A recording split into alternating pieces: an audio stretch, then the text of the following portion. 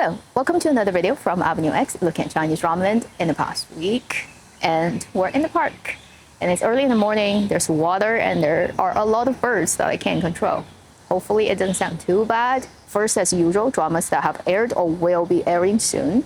On 27th, we have Mango dropping Dazzling, 耀眼, the contemporary romantic drama led by Li Yunrui and Guan Xiaotong. I have only watched the first half of the first episode, so it's too early to tell what it is, and I'll try my best to watch a little bit more. I do have to say, Li Yunrui does look very good, and he has white hair. Very colored hair, very rare in Chinese dramas for leads to have, and he probably will have it throughout the whole drama. So if you like him and in white hair, then this will be that drama for you. Then they have announced on the 2nd they're gonna air a drama on Youku, which would be the 24 episodes period idol drama, 乔楚, led by Chen Dulin and Zhou Yiran.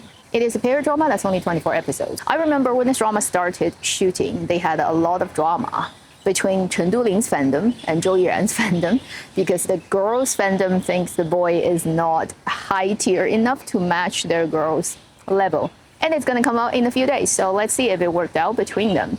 The English title, I think, is called Ashes to Crown, and it's another common royal power drama. A lot of people trying to scheme each other. Pretty much it's all child's play, kind of like idol drama. Then a few days after that, on the 7th, we will have a drama airing that is on Tencent, also CCTV 8, which is likely to be another really interesting one. It's the 20 episodes short black comedy, pretty ridiculous drama, 迷墙 Wonder Wall. So this is led by Guo Jingfei and Ren Suxi. It is a mid-aged couple who are in kind of a life crisis, who got a very cheap house bought, and then later they discovered hidden in its walls are huge piles of Chinese RMB that's very well wrapped and bricked up. And they got the money and calculated, and it ended up being 130 million RMB.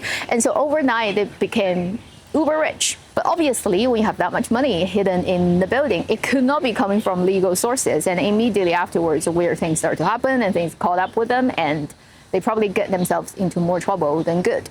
It is led by two very good actors, Guo Jingfei and Ren Suxi, so fingers crossed, it's going to turn out to be good. These are the three dramas we do have clear dates attached to. Then let's talk about Mango promoting over 89 projects they have on hand during this week, which is not making sense. You can't do that and hope people can remember. And many of those projects haven't even happened. They were just in very early conceptual kind of stage, and they probably will not all come true. So it's kind of pointless to talk about them because they may never happen. There are a couple that definitely have gotten pretty much everything done, and so they can happen anytime. And let's talk about these couple of them. And I will only pick a few because this video cannot go on forever. First one, they've released a trailer during this week of a period idol drama. I feel like may happen sooner, like during summer holiday, they probably will put this one up. And that is the Tan Jianci and Lu Yuxiao led period idol drama, 何不同舟渡. English title is Dancing with the Tide. Another very typical period idol drama where male lead, he's a good guy, but everybody thinks he's a bad guy, and the female lead is struggling to survive and all that. If you look at the trailer, it's that type of vibe story. I do have to say, Tan Jianci and Lu Yuxiao look surprisingly actually matching together. When they're in the period drama, they don't look like they belong to different layers. They do look like they belong to the same layer. And also, I think in this drama, based on the trailer, it's all original voice, it's not dubbed. Next, Mango Project that has released also a trailer that looks surprisingly good. And I actually haven't previously heard about this project, my fault, which is Ren Jian You Wei, a contemporary, not very long, I think, short drama that is literally about the career and professional job and all the things that happens within the culinary business, the chef. The type of professional chef in a very big restaurant or hotel, in the back, making all the great, super expensive food. And it's called Ren Jian You Wei, literally means human realm has tastes or has flavors. And so it's all about food. And it's directed by Wang, who is this guy who's very well known in Chinese entertainment. He's mostly these days known as a director and a teacher, but previously, when he was younger, he was an actor in a lot of variety shows. That's another tag he's got. And he directed this drama, and then it's led by Hu Ge. Yeah, it's Hu Ge, so it cannot be lightweight. It will be pretty proper and big. And he's the male lead and probably the only most central character. Then the other people are all supporting roles, including Li Qing, Bai Yufan, Wu Xiaoliang, many people if you look at the poster. But mostly it's still on him. They released a proper trailer for this drama and it looks great. It doesn't look like a Mango television drama. Not any of its romantic drama lens thing. It looks like a proper CCTV produced serious drama. So this probably is going to be a proper drama and I highly look forward to it. I don't know when it's going to happen, but if they can shoot the food and the job of being a good chef well, then I would always want to watch it because I actually really like movies about food and cooking and all that. I have always been fans of this genre. Next, Jiang Shan Wei Pin also released a proper trailer. This is the period drama led by Chen Zheyuan and Wu Jingyan. And when they were shooting last year, if you still remember, after they started shooting, pretty much immediately the investor pulled out. So they didn't have money to continue. They had to wait for a whole month until they get new money and then shot this drama. So it's that drama. And Wu Jingyan, Chen Zheyuan, it's another mix and match of actor and actresses in the idol drama land.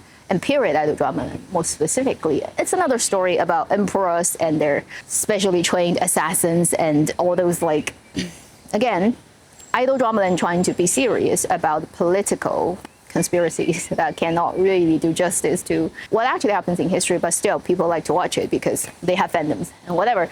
So it just looks like another such drama, which we have so many, and I honestly wouldn't have a high hope for it. Just wait till it happens and see what it's gonna look like. Then the last one would be 咸鱼飞升, Live Long and Prosper, another Wang Hedi focused major male lead period drama based on famous internet literature IP. I think most people know about this IP because it's very, very famous, and also they know Wang Hedi, and Wang Hedi has played previously already another two actually very big IPs male lead in similar genre, so it's his comfort zone too. The actually released trailer's quality is not bad at all. I took a look at it. Its visual is pretty good. Overall, it kind of looks like a proper period production. The only thing is, Wang Hedi's line delivery is pretty bad and his Mandarin is not improved at all. So he pretty much sounds exactly like what he sounded in the other drama that happened not so long ago that didn't do too well, but it's still his male lead drama.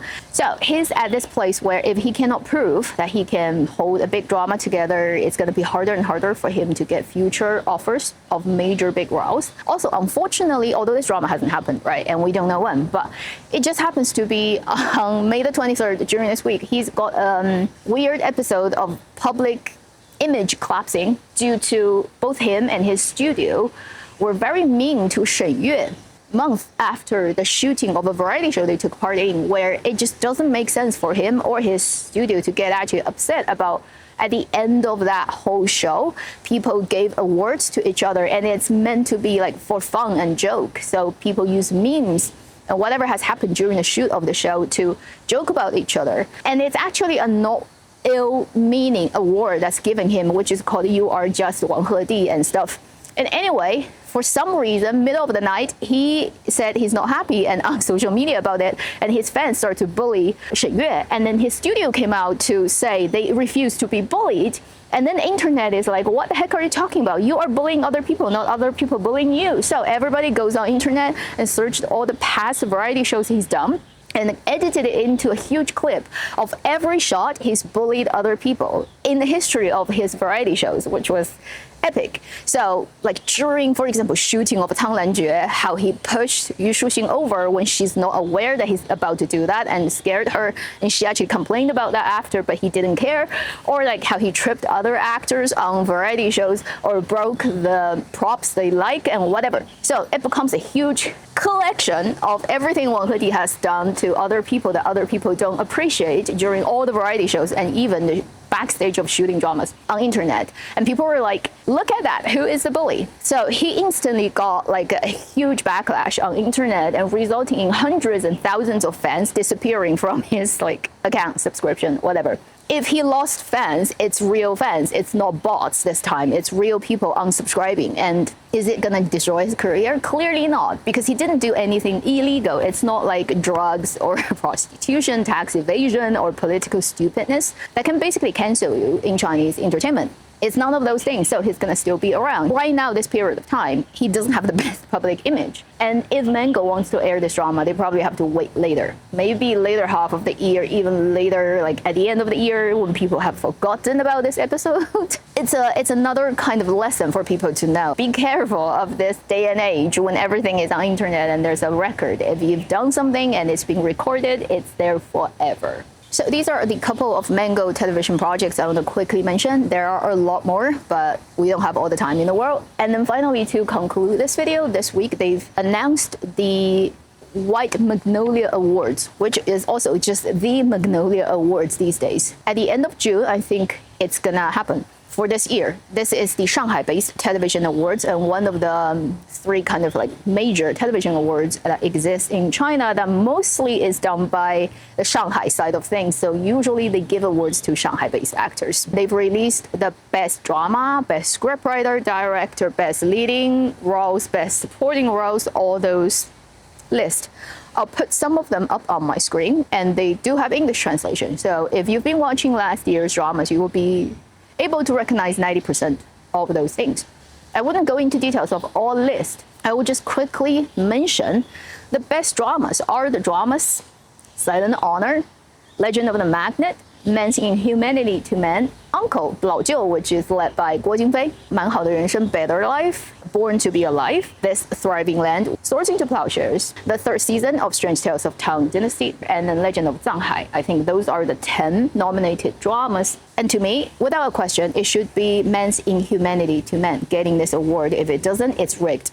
And it's very sad to see for neither Best Director nor Best Leading or Supporting Actor, Man's Inhumanity to Man got nominated. So the director is not even on the list. And then Zhang Yu and Yin Zheng, whom these two actors, in my opinion, really should get nominated for Best Actor or Supporting Actor, depending on how you sort of like decide who is supporting and leading. Then, in terms of actors and actresses, some of the lists are like, okay, some are like, I don't understand. For example, Best Actress. You have both Yang Zi and Yang Mi getting nominated alongside Sun Li, Ren Suxi, and Wu Yue. Are you kidding me? Seriously, Chinese dramaland? Yang Mi, in my opinion, is the worst actor among all the actors of this thriving land. Like, she's even worse than Xin Fei and Oh Hao. And somehow she's getting Best Actress nomination. Why? Because she's got fandom. And then Yang Zi, I have nothing to say. It's like... And then for Best Supporting Actress, I think it should go to Chi Peng because she's such a phenomenal actress in this thriving land. For Best Actor, I'd say picking between Guo Jingfei and Yu Hewei. Maybe it should be happening between these two. Bai Yu is not bad, but again, in Swords into Plowshares, pretty much Wu Haochen or Dong Yong, all those actors actually do a better acting than Bai Yu. He's not bad, but in comparison, even in the same drama with other actors, he's not even the strongest. So I don't think it makes sense for him to be the best leading actor.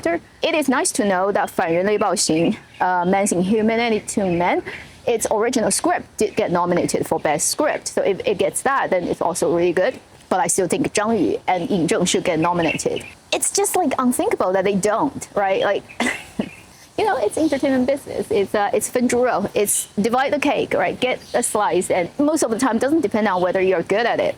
It's depending on other things in terms of whether you can get a cut. But at the end of the day, people know like what is a good drama, what are good actors, and you can't really cheat that. You can entertain yourself, but everybody knows what is good and what is not good enough. Okay, so that should be the end of this video. Hopefully it worked out. In the post-production, I'll see whether the sound actually works out. And there are so many birds around me that are singing all the time, so it's a little bit distracting. Thank you for watching Avenue X. I'll see you in my next video. Meanwhile, live long and happy drama watching.